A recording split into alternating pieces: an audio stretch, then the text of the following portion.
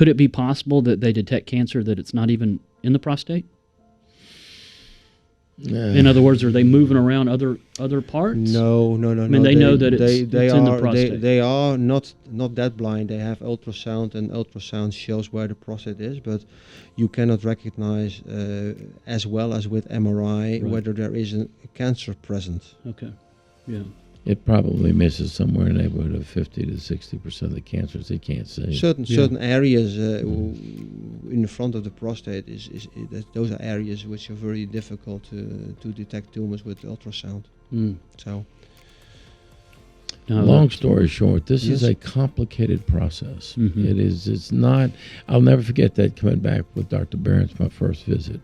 I thought, like I said, this is really complex. It is not what people think it is. Now, we should end every story with a nice message and a nice thing. I'm happy that we made a change in Europe, and I'm sure that the change will be made in the US in 1 or 2 years. I think it will be pretty fast.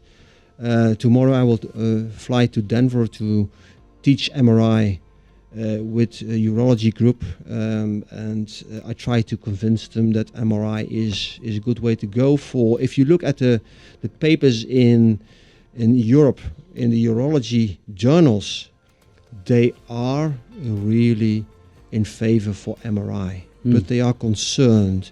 Their concern is the capacity and the quality of MRI. You need to have a pretty picture, and not any picture, instead of a painful puncture.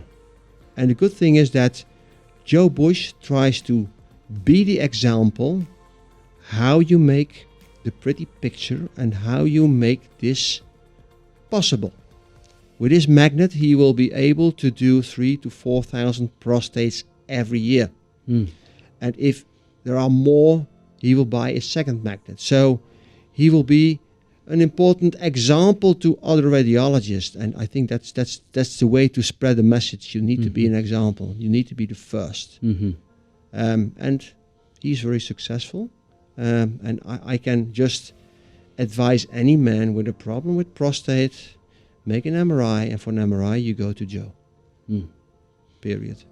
No, it makes all the sense in the world. I mean, I would certainly rather have one MRI with a clear picture than 12 punctures with a guess.